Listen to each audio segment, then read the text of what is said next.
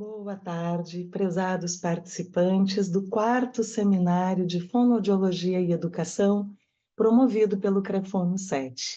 Sou fonoaudióloga Clarice Staub-Lenen e estou aqui para partilhar com vocês o início dessa trajetória e construção da fonoaudiologia escolar, que hoje chega ao ápice de ter um dia próprio para sua comemoração, 18 de setembro, um dia certamente muito importante para quem trabalha e valoriza essa área. Tudo começou no Colégio Farroupilha, no ano de 1993. O Colégio Farroupilha é um colégio privado, com tradição e uma longa história na cidade de Porto Alegre.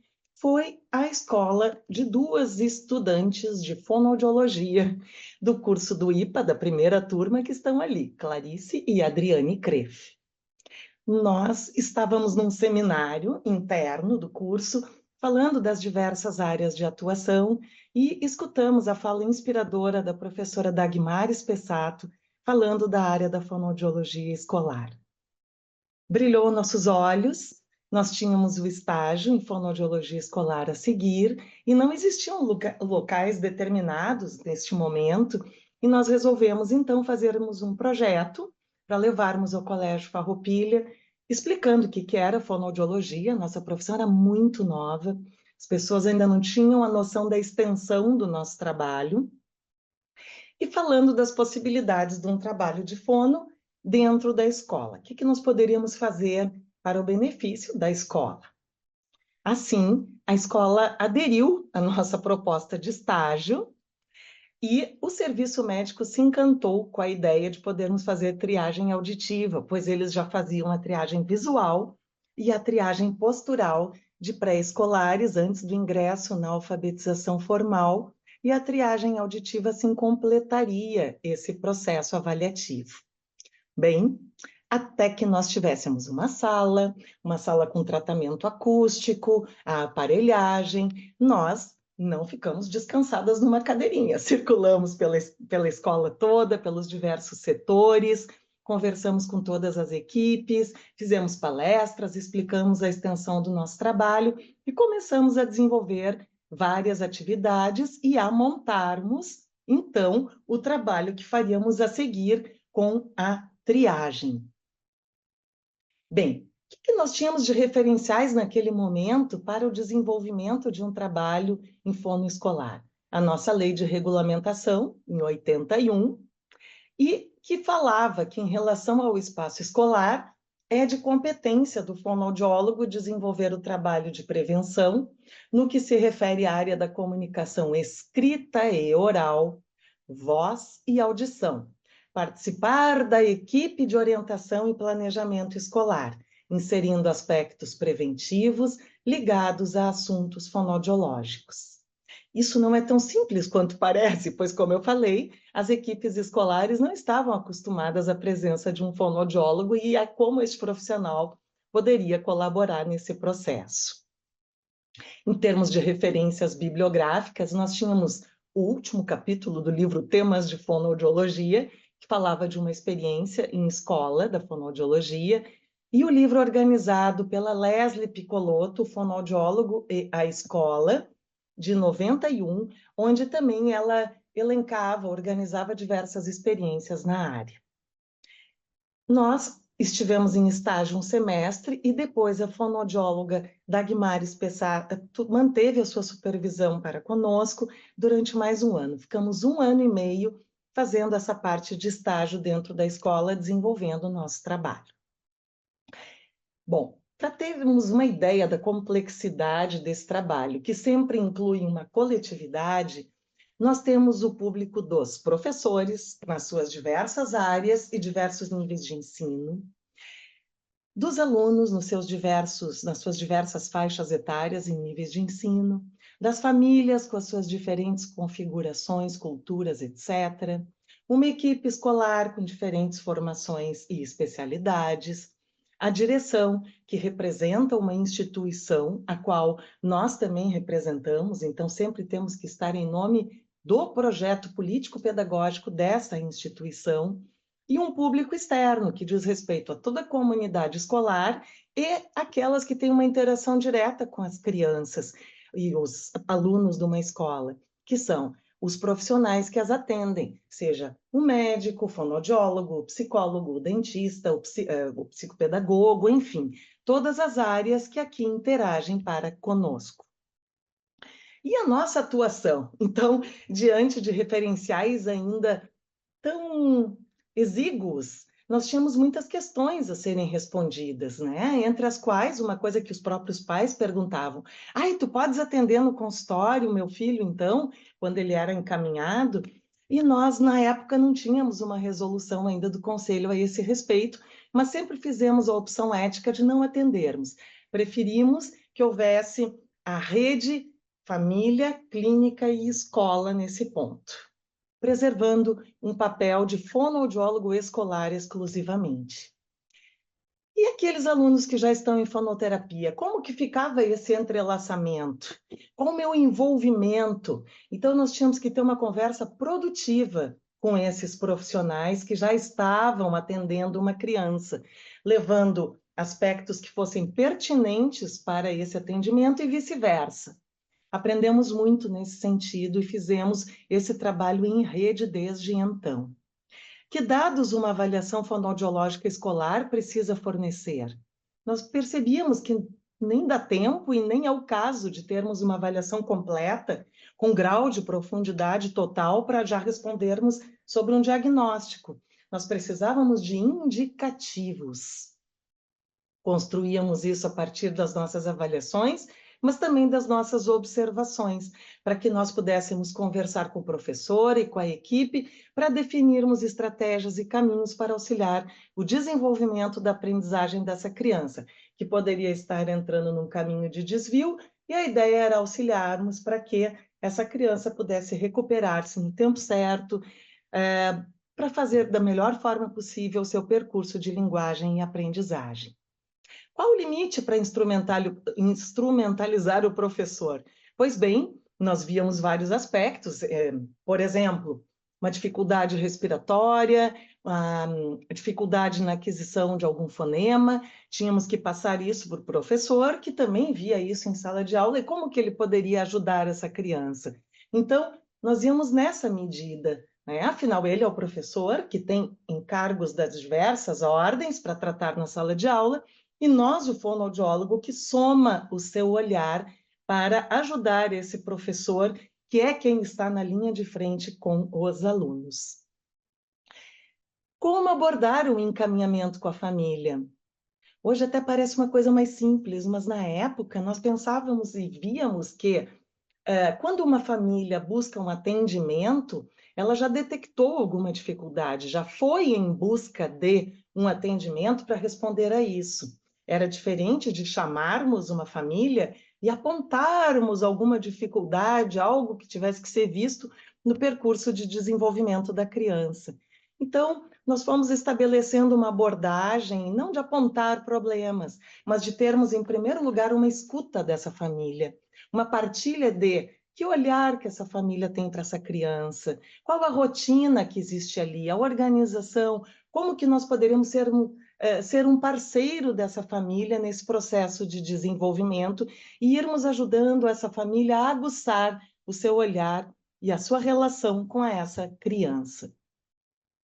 Nem sempre era uma entrevista de encaminhamento, muitas vezes era de orientação e de escuta, para construirmos juntos um caminho ali. Que critérios utilizar, então, para essas triagens e avaliações escolares?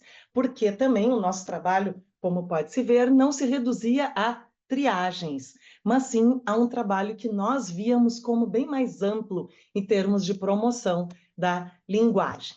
Bem, tivemos que estabelecer diretrizes, então, de como vamos trabalhar com berçário maternal e ensino infantil, que era, obviamente, nosso público prioritário, devido a todo o processo de aquisição de base de linguagem, e priorizamos as observações em sala de aula, onde temos o privilégio de acompanhar o desenvolvimento infantil, podendo ver como que a criança faz educação física e lida com o seu corpo, como que é a sua atenção, como que ela brinca, como que é a participação numa rodinha, como que ela se alimenta, como que ela canta.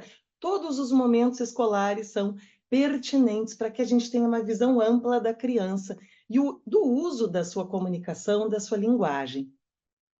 Participando, então, de atividades da sala, mas não como um estranho. Nós fazíamos parte da equipe escolar e éramos reconhecidos como tal. Então, era importante que nós pudéssemos ali interagir e também propor, dentro do projeto pedagógico, alguma atividade específica. Por exemplo, estão estudando os alimentos? Vamos falar, então, sobre mastigação, fazermos alguma oficina a esse respeito. E as avaliações individualizadas, quando necessário, né? Muitas vezes com a presença do professor, com os pequenininhos, porque essa é a principal referência da criança naquele ambiente escolar. E com a devida autorização e compromisso de retorno às famílias quanto a essas avaliações. Bem, como montamos a nossa triagem naquele momento, que não se reduziu, entre aspas, à parte auditiva. Nós, como éramos duas, fizemos uma parte de linguagem e a outra parte auditiva.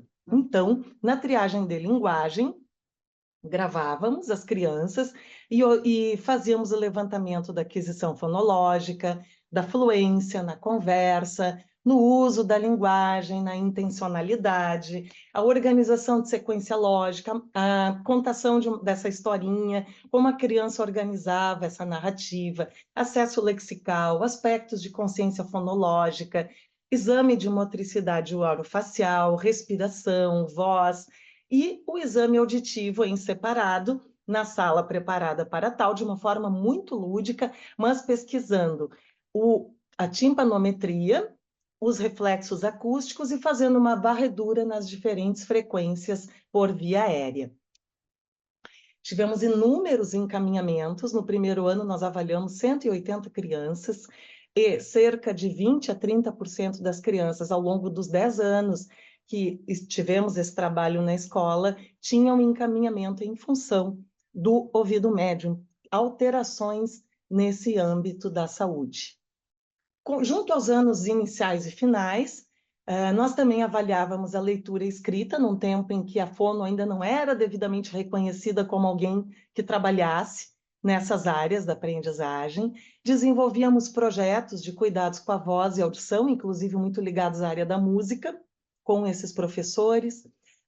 Dávamos muito valor à comunicação oral das crianças e adolescentes, fazendo trabalhos de expressão vocal ligados à apresentação de trabalhos, pois isso fazia parte da sua formação social e também para o seu futuro ocupacional era um facilitador, a pessoa também ter a sua expressão oral valorizada.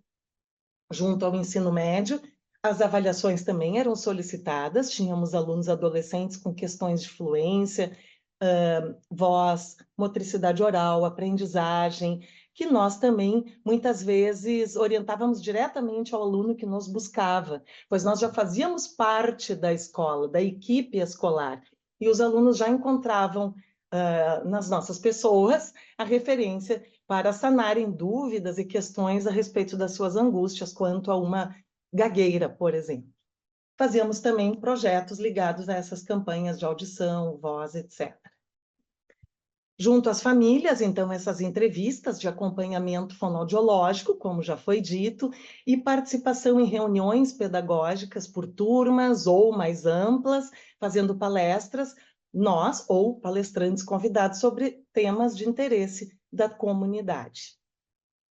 Junto à equipe escolar, todo o suporte técnico que podia ser fornecido a partir da nossa área da fonoaudiologia, participação nas reuniões pedagógicas da escola, com todos os setores do berçário ao ensino médio, participação em conselho de classe, auxiliar na escrita das avaliações decorrentes desses conselhos de classe, então, com termos adequados, o que se coloca, o que não se coloca nessa avaliação.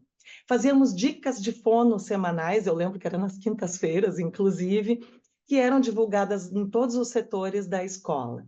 E programas de saúde vocal, afinal, muito importante, era um apoio, um carinho ao professor que usa a voz como seu instrumento de trabalho diariamente, com tanto desgaste.